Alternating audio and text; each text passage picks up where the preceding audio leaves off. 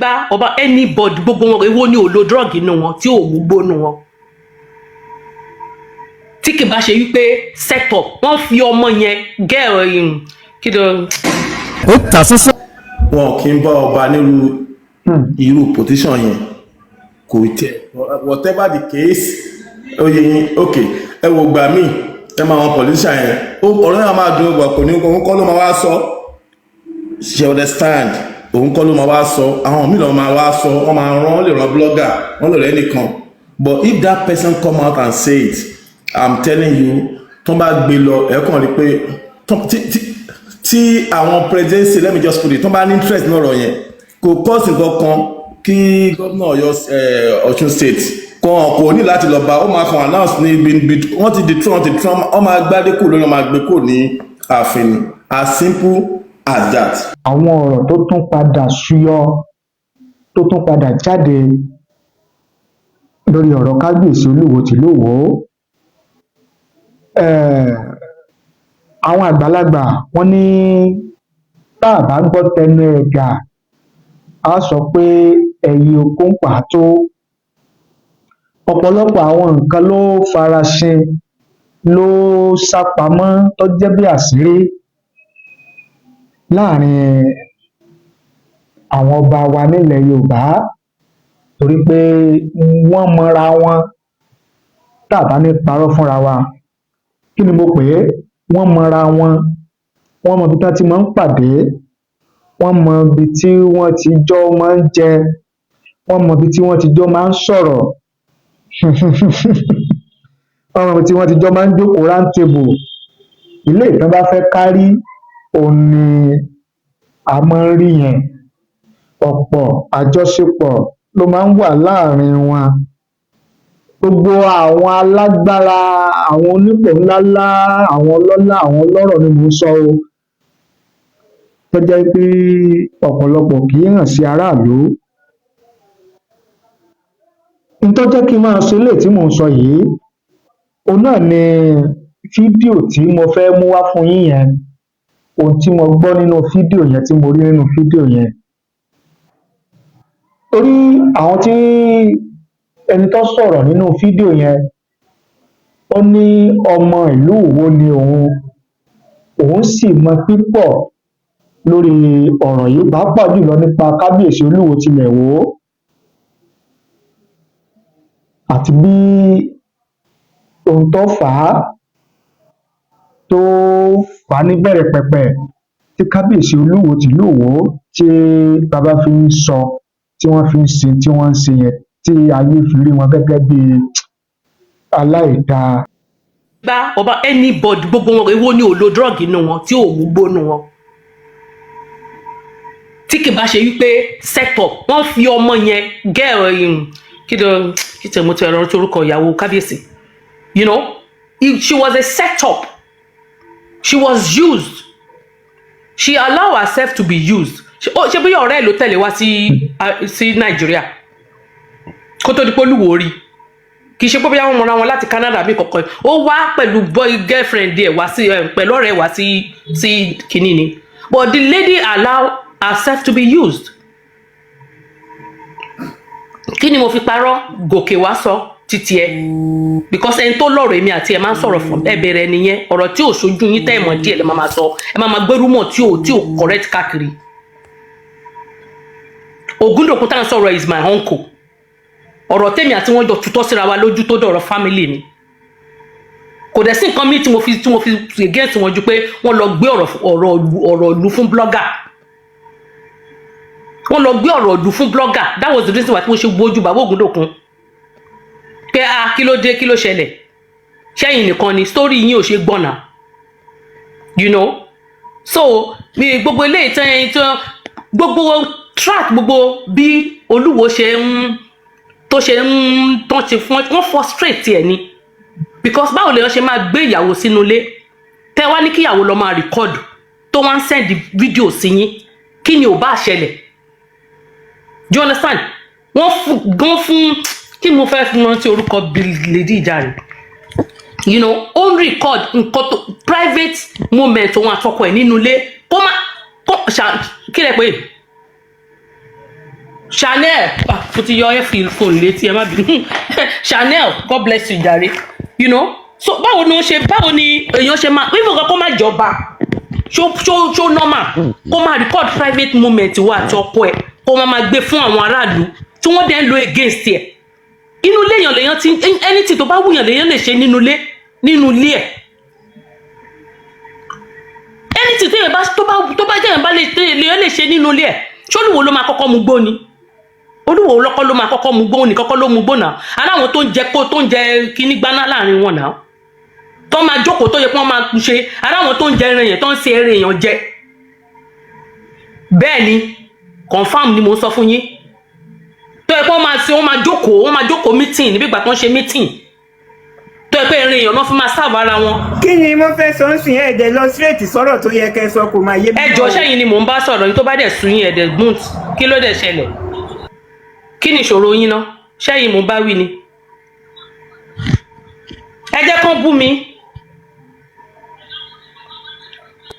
Mi ò máa ń ṣe ẹgbẹ́ ẹ má bínú o kò yé mi. Ẹjọ́ àǹtí Mrs. Olúṣọlá mi mọ bí tẹ́ ẹ̀ lọ́mọ ni mo ṣe sọ̀rọ̀ ẹjọ́ o. Ẹ máa farabalẹ̀ ní àwọn ẹ̀ka comment section ní ẹ̀wọ̀ comment section ní. Mi ò mọ ẹ má bínú. Mi ò sọ tójú mi ò sọ story tójú mi ò tó mà. Ẹ má bínú mà. Ẹ má bínú. Ẹ má bínú ẹjọ́ ẹ má bínú bí òbú yín o. No, it's alright ma. Ẹ má bínú mà. Ẹ má bínú. Ara máa ń ṣe mo máa ń ṣe mí bákan ṣe mo kẹ́ ẹ mọ the truth of the matter. Káwọn èèyàn kan máa sọ̀rọ̀ kọ́ máa yín sọ understand ó máa ń ká mi lára bákan mi ò ǹjọ́ mo ti jáde wá defend Olúwo mi ò defend anybody you understand because òun gan tó fún rẹ̀ you understand what I'm saying mo rí pé he's a person to like social media so why will I be coming out to be defending you understand what I'm saying mi ò sọ máa lè wo náà ọmọ wo ni mí náà so yeah mo ọ̀rọ̀ tí mo sọ ó lè rí bákan but àti máa ń gbàgbé ọ̀rọ̀ social media ti jẹ́ kí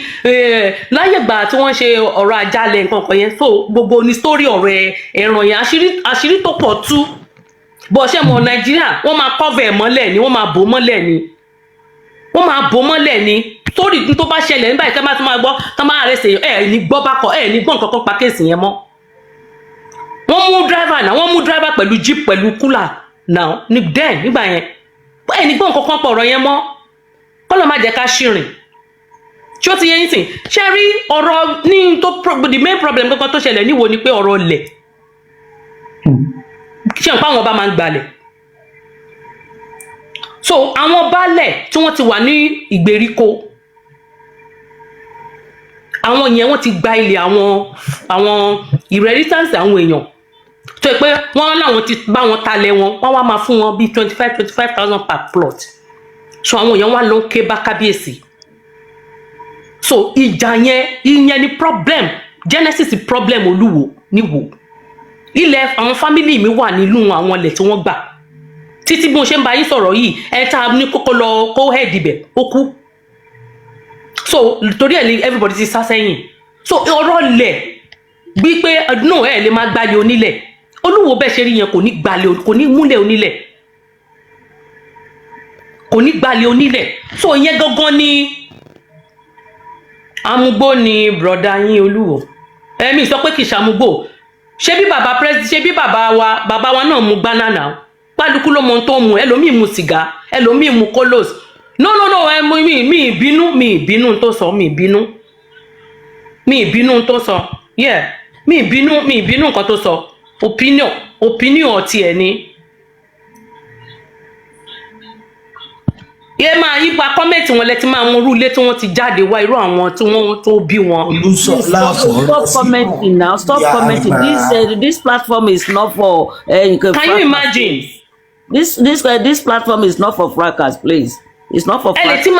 lè ti máa gbọ́ oríṣiríṣi story but ẹlòmíì kò ní opportunity láti really mọ nǹkan tó happen. Exactly. That is the reason why tí mo ṣe dé láti ibi iṣẹ́ ni. Torí ẹ̀ mo ṣe gòkè ńgbà tí mo rí táwọn sọ pé kinní kan àwọn kan tó ṣe mo orúkọ bẹ́ẹ̀ náà mo kàn pé ọmọ owó ni mí náà mi ò ṣọ́ máa lè náà but mo kàn ní pé let me explain ẹni tó fẹ́ gbọ́ á gbọ́ ẹni tí ò bá ní gbọ́ kò ní gbọ́ it's not by force I'm not forcing anybody to listen to believe what I'm saying but I am telling you the truth I'm saying the fact ní lóòtù tí mo mọ̀ mi ò ro Olúwo rí mi ò rí ríbọ̀ a máa ń sọ̀rọ̀ dáadáa ṣó ti yẹ yín sìn mo dẹ̀ mọ ipa tó kó nínú Ìwó fáwọn ọmọ Ìwó àti ìgbèríko àwọn ọba tó wà ní ìgbèríko tó wà ń bẹ̀ so tó really ṣẹlẹ̀ gangan nìyẹn kó ó stop wọn láti máa gbalẹ̀ onílẹ̀ láti máa ta ilẹ̀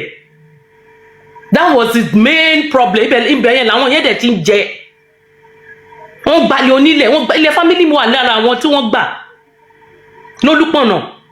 so I know what I'm ibi ti genesis problem ẹ̀ so gbogbo wọn bó ṣe wá pawọ́pọ̀ lé Olúwo lórí nìyẹn ẹ gbàgbé pọ́bọ́yọ̀ ọ̀rọ̀ pé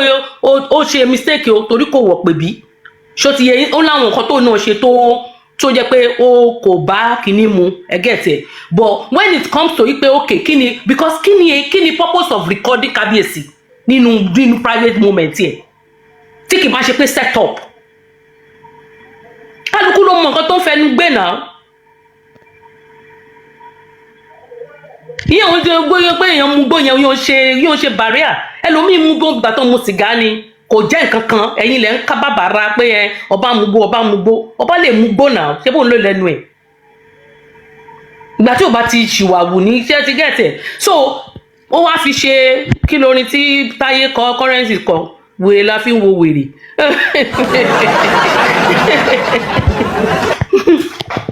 ṣó ti yẹ yín sìn so n tó ṣẹlẹ̀ nìyẹn ṣe mọ̀ nígbà tó dẹ̀ ti mọ ọ̀rọ̀ àwọn èèyàn tó ń bá dì bàbá Ògúndòkun ò ṣẹran rírọ̀ bàbá Ògúndòkun ya wèrè gidi gan ni láti kékeré bàbá tó ń lu màmá wọn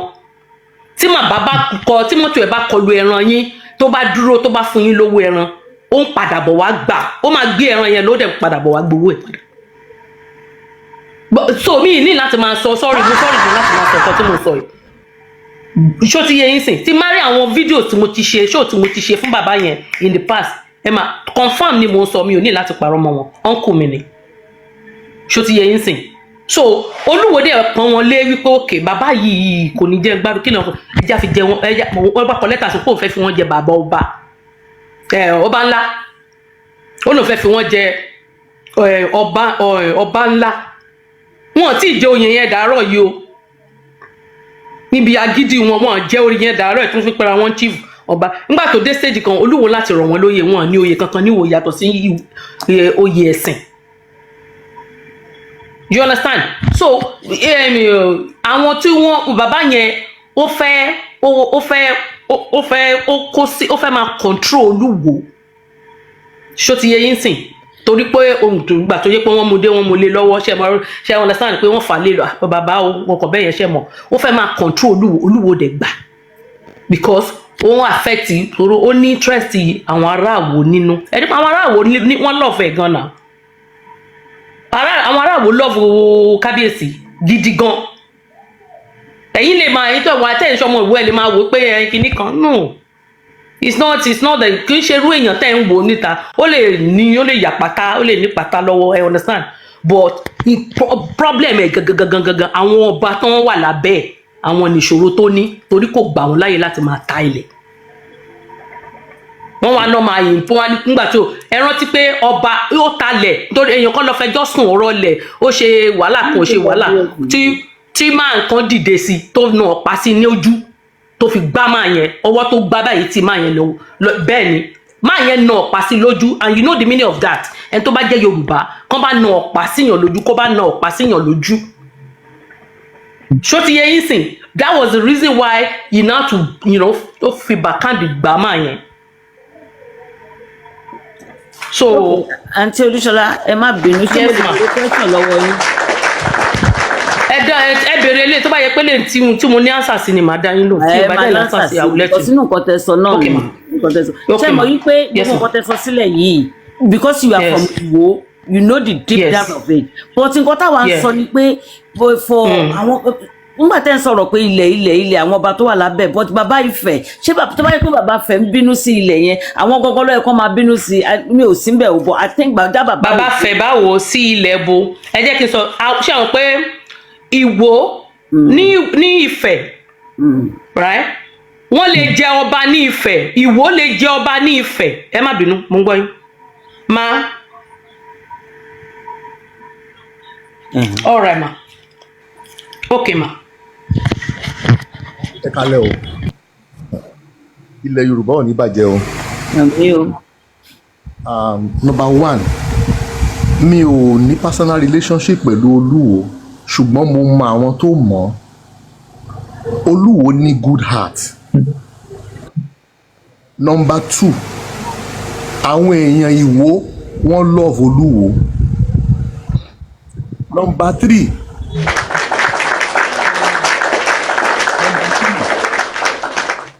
Olúwo kò kì í fẹ́ kán yànyàn jẹ ṣùgbọ́n ọbẹ̀ lélẹ̀ ẹ má jà tanra wa jẹ. Many mistakes ni Olúwo ṣe, but let me tell you the major issue tí ọ̀pọ̀lọpọ̀ ò fi ojú sí. Ṣé rí ọjọ́ tí ṣé rí gbogbo ọ̀rọ̀ tí àǹtí wa tán sọ ń sìn pa ọ̀rọ̀ àwọn baálẹ̀ kankan, it is true, we've read a lot about those things, but ibi tí wàhálà yẹn tó ti wà aggravated nígbà tí Olúwo lọ declare ara ẹ̀ as emir ní 2018. Ṣẹ́rìmà Olúwo ni o, Ọọ̀ni ni o, kò sẹ́ni tí ò mọ history náà méjèèjì o. Ìwó is an ancient town. Ìkìrun ló bí mi sí. Bàbá tèmi wà lára àwọn tó construct Àṣejìrẹ́ dam between 1967 and between 1965 and 1971. Bàbá tèmi sọ story fún wa dáadáa. Odò Ọba àti odò Ọ̀ṣun ló papọ̀ tó ń fi ṣe Àṣejìrẹ́ dam pẹ̀lú àwọn American and Indian expatriates. Àwa mọ̀ ìtàn a lè má jọ mọ̀ bẹ̀ tí bó ṣe rí bàbá yìí kì í ṣe Ọọ̀ni ló yẹ kó yájú sí. Truth must be said.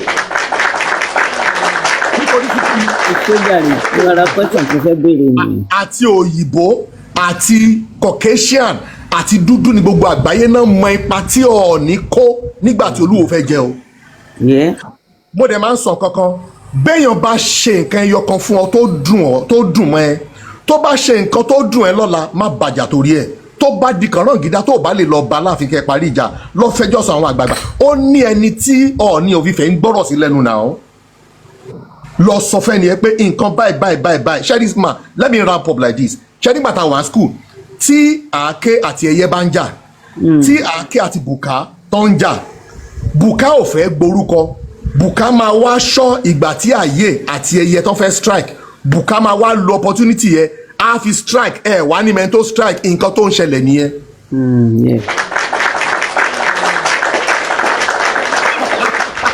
ẹlẹ́sẹ̀ fẹ́ gbà you know so nǹkan tó so èmi expect bàbá Olúwo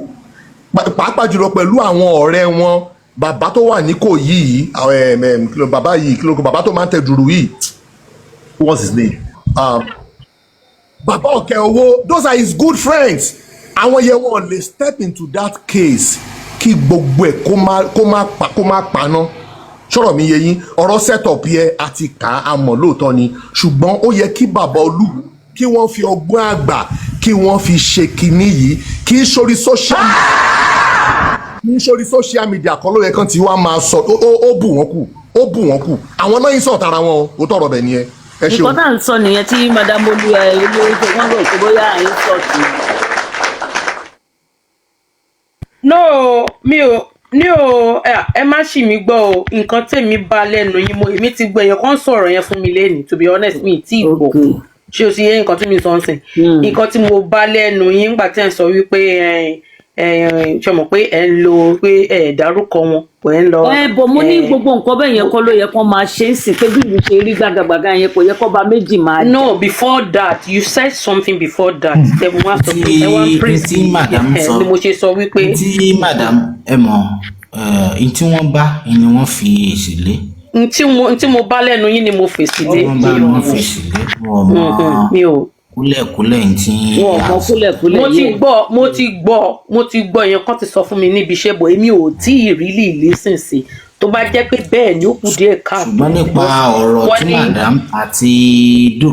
ọ̀rọ̀ tí wọ́n sọ nípa setup yẹn na confam but tí bàbá Olúwo tí wọ́n fi setup ló bá Olúwo ẹ̀. odidi ọba aládé kò yẹ kí wọ́n jáde wá sí social media. lórí iṣu Olúwo yẹ nǹkan tí mo kọ́ ṣe ń gbà ẹ̀ ní iṣu yídì tí ọjà dókun tí ó bá tí ì wá sí yídì wọn lè gbérun fún iléyá ìgbà tí Olúwo wá débẹ̀ ó wá kí ló ń dòde ọjọ́ dòdòkú fún ló fi líìdì imam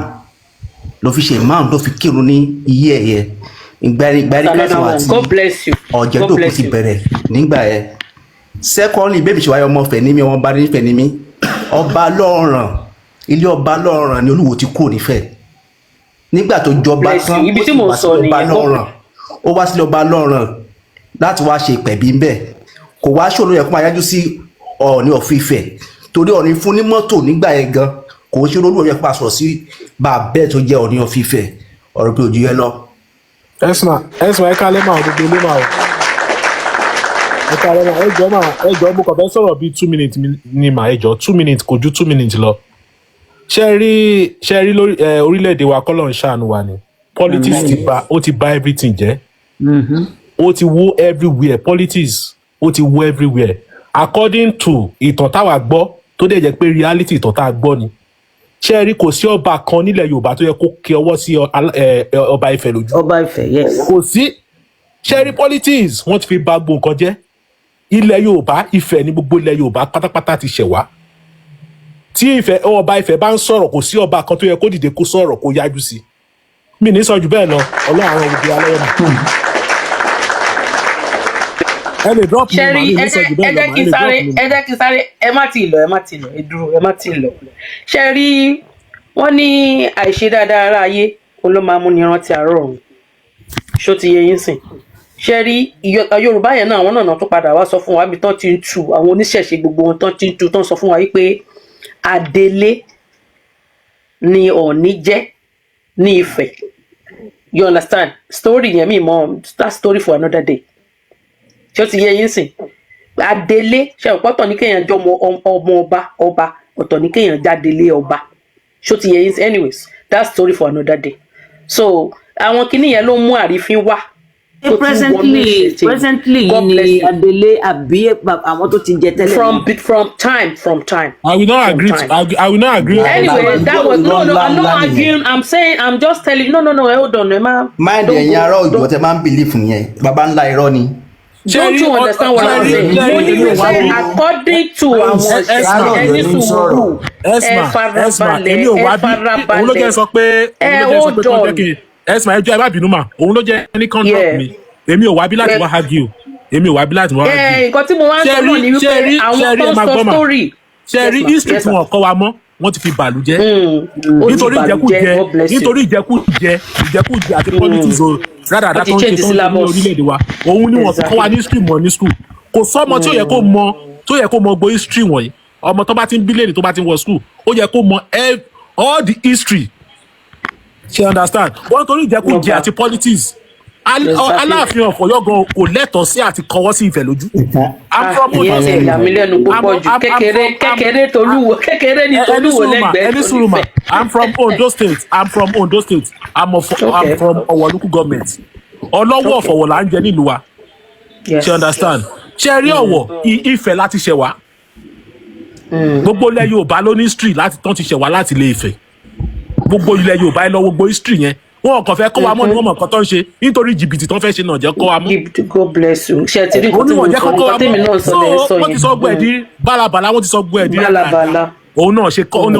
kọ́ wa ní kinní yẹn mọ́. Ọba Ifẹ̀ is the number one. ìyẹn mo ṣe béèrè pé ṣé tì sin àbí tàtijọ́ torí history táwa bá kọ́ nìyẹn nígbà tá a ṣe.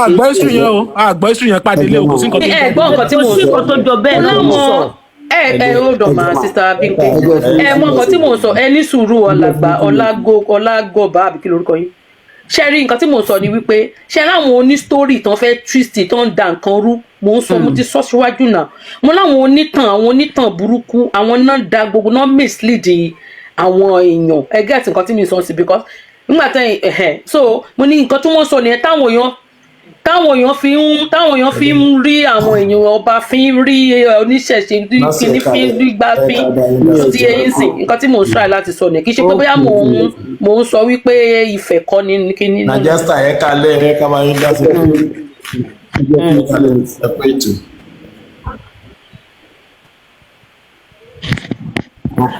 ẹ ṣe rí nǹkan tí èmi rí sí ọ̀rọ̀ tó wà lẹ̀ àwọn kan ní ta wá sórí platform báyìí ẹ kó gbà ká máa submit ní opinion wa ò lè papọ̀ láíláí kò ń ṣe dá kíní ni wọ́n fún wa opportunity ká kàn fi wo ṣẹ́rí ìlú tó ọ̀rọ̀ tó wà lẹ̀ ìlú gọ̀gàn ni definitely gbogbo wa a máa ní different opinion lórí ẹ̀ kò yín omi kò tẹ́nibọ̀dì bá ń sọ ọgbọ́n wà ń bẹ̀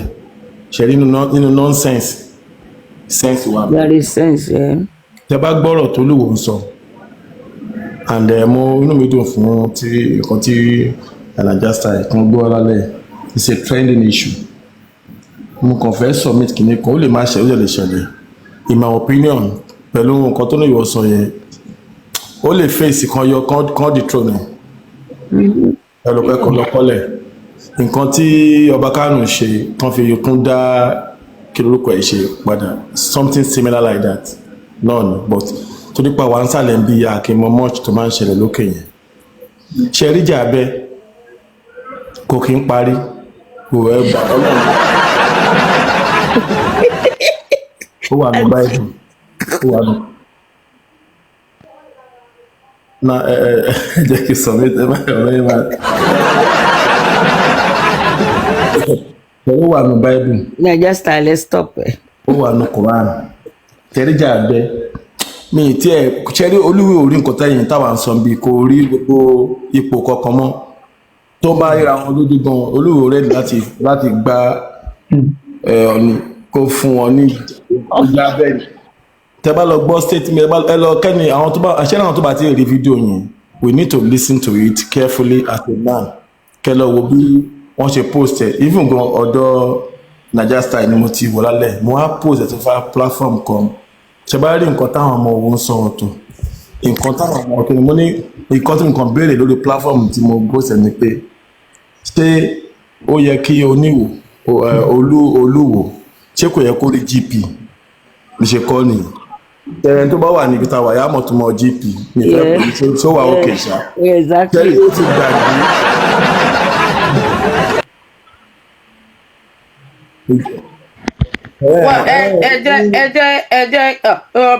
ọba ni mo fẹ́ make regardless ìtọ́jú mo fẹ́ make wọ́n lè insult tó bá nídìí láti di general practitioner. I can never insult you for what reason? Insult when you are telling Oba to go and see the doctor. No, I understand. Because he's not behaving properly. He's not behaving properly. He's not behaving like Obas. He's always arrogant. He's an arrogant man. Very, very arrogant. Very arrogant. Very, very arrogant. Just ahead, ẹ wo dọ́wọ́ kẹ́rí ọ̀pọ̀lọpọ̀ wa opportunity power níbi iṣẹ́ lálẹ́ la fi dá sọ̀rọ̀ káníyàn wà lẹ́nu ẹ̀wọ̀n kọ́rọ̀ yẹn nígbàdá ti sùn but mo kọ́ tó gba àtàwà níbi àsọ̀rọ̀ àwọn afẹ́ ẹ̀kọ́ jù tábà ṣe ṣẹ́dẹ̀ rí ẹ̀kọ́ níyàn máa ń kọ́ lẹ́nu ìwé ẹ̀ ní ilé ìjà fún ọkọ̀ ní ilé ìjà fún president kankan nítorí ká ní Nàìjíríà bá da gbogbo wa ní sí níbí so there is no point pẹ́lú ọkàn dà gbogbo wọn kò sí tó carry flag kankan anybody ń wo kò sọ́dọ̀ ààrẹ if you have been to Nigeria ẹ̀rí pé báyé fi sí náà ló wà kò sí nǹkan tó yàtọ̀ ń bẹ̀ so kí là ń ṣe ibi tó special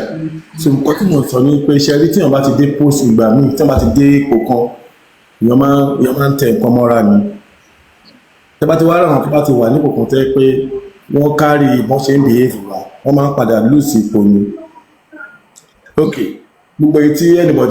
anybody mọ̀ níjọ́ táyé ti dáyé ìfúngan bóyìnbó ṣe gbé kalẹ̀ bàtán dé ẹnìkan náà mọ̀ Ọọ̀ni Ifẹ̀ nìkan ni wọ́n mọ̀ ní gbogbo ọba ilẹ̀ Yorùbá àwọn òyìnbó bàtán ń lọ ó ṣe yín but ní Nàìjíríà bàtán máa lọ ẹ rí pé níbí nìsí ní UK tàwa yìí tí ẹ bá fẹ́ sọ orúkọ business ní royal ẹ máa ní láti lọ gba permission tẹ́ bá fẹ́ make anything pẹ̀lú company house pé you want to name something royal or princess or prince ẹ bá yẹ kó máa ń ṣiṣẹ́ pẹ̀lú registration ẹ máa lọ gba wọ́n fẹ́ mọ̀ why you are royal níbi lásán kàmá ẹ̀ tí wàá sọ bí kẹwàá kọ rẹ̀ ẹ lọ Nàìjíríà so àwọn òyìnbó gbé wọ́n bá gbogbo nǹkan yẹn jẹ́ fún wa pé àwọn governor or president ló máa gbé nǹkan lé governor lọ́wọ́ ọba ló máa ń pàṣẹ but nílùú táwa yìí nìsín kò sáṣẹ tán máa pa tí wọ́n tẹ̀ tí bí MP náà dá ibi tí queen bá ń lọ àbí king bá ń lọ ni ṣe understand nǹkan tí mo sọ dé gbogbo ibi tí wọ́n ti colonize Now ìfẹ́ ọ̀rọ̀ Olúwo tẹ́ bá gbọ́rọ̀ yẹn ẹ ká tẹ̀ máa wò pẹ̀lú politics ẹ ká wò pẹ̀lú sense ṣó make sense gẹ́gẹ́ bí ipò tíyàn dìmú gẹ́gẹ́ bí ọba ṣó ti yé yín then ibi tí Ọlọ́run bá fún àwọn ọba Nàìjíríà ní pòdè wọn bá fẹ́ kó obìnrin 20 jọ gbogbo ẹ̀ ọba ń gbẹ́sẹ̀ lé ní oyè yín now á jẹ́ pé kọ́rọ̀ obìnrin tiẹ̀ máa dùn yàn ó ti kó níbi kó máa jẹ́ bí ọ̀rọ̀ ọba now nǹkan tó Olúwo ń rí ó yàtọ̀ sí nǹkan tá à ń sọ bí Olúwo ń sọ pé ẹ tún wá gbàyàwó òun tán ẹ tún wá lọ gbòtẹ́ẹ̀lì fún kí ló ẹ gbọ́ statement yẹn ni what is he doing with you ẹ rí i pé ọ̀rọ̀ yẹn kò bá làákàyè mu gẹ́gẹ́ bí ọba ó ń jàjà abẹ́ kò jàjà dignity kò jàjà position whatever ó lè rí bẹ́ẹ̀ o kò rí bẹ́ẹ̀ o kò ń ṣorí social media nìyẹn ti máa ń sọ ó máa ń bìrì túyàn ṣẹ̀dẹ̀ rí tó máa gbé lọ sórí òfin báwọn Nàìjíríà ti máa ń ṣe nǹkan wọn and the politics are on the ground tẹ́ bá wọ most of the ọba lọ́ṣun gbogbo wọn they are under governor and most of them they are under PDP nǹkan bí tí kíní bá gbà ni wọ́n máa gbà ẹni tó bá lóun ò gbà bí tí governor wà ó ń tanra ẹ̀mí àyà máa ṣe lábẹ́lẹ̀ ni èmi ń fọ̀ sí pẹ̀lú nǹkan tó lè wá sọ pé tó bá yọ mí o nǹkan tó ṣẹlẹ̀ lélẹ̀ this is what I study as a body language pé àìbá mọ̀ I came out in case I might be it might not be ó depend ẹ̀ tó bá ápù tó ṣẹlẹ̀ nǹkan tó lè wá pàtó wà lórí bọ̀ gẹ́gẹ́ bí gbogbo wa pẹ̀lú òkun ọba ọgbọ́n tọ́lọ́run fún wa àti gẹ́gẹ́ bí àkérésìmọ́ wọn kì í bá ọba nírú irú position yẹn kò tẹ̀ whatever the case oyè yín ok ẹ wò gbà míì ẹ máa wọn politician yẹn ọ̀rọ̀ yẹn máa dùn ọgbà kò ní òun kọ́ ló máa wá sọ she understand òun kọ́ ló máa wá sọ àwọn míì lọ́ máa wá sọ wọ́n máa rán lè rán blogger wọ́n lè rẹ́ nìkan but if that person come out and say it I'm telling you tó bá gbé lọ ẹ̀kan rí pé tí àwọn presidency let me just put it tó bá ní interest náà rọ̀ yẹn kò kọ́ọ̀sì kankan kí gómìnà Ọ̀ṣun state kò ní láti lọ bá ó máa kàn announce ní wọ́n ti di Trump wọ́n máa gbádé kù lónìí wọ́n máa gbé kù ní ààfin as simple as that ìyẹn ni submission tèmi ní pé whatever happen that statement ó bìlú tu oníwògàn whatever. mo lérò pé ẹ̀yin náà ti gbọ́ bó ṣe lọ kí ni ìwòye tiyín kí ni èrò tiyín lórí eléyìí tí ẹ tún gbọ́ yìí nípa ọ̀rọ̀ tí kábíyèsí Olúwo tìlú Ìwó sọ jáde nípa ìyàwó rẹ̀ tó lé jáde àti kábíyèsí ọ̀nìrìṣà ẹ fi ṣọwọ́ sí wa láàyè kọ́mẹ̀ nísàlẹ̀ fídíò yìí á kà á sì ṣe àgbéyẹ̀wò rẹ̀ lábala tibẹ̀ yẹn. mo wá fẹ́ kẹ́ ẹ jẹ́ kí n mọ̀ bó ṣe rí lérò tiyín níwòye tiyín bí kábíyèsí àrólé Oòduà ọba Adéyẹyè ẹni ìtàn Ògúnwùsì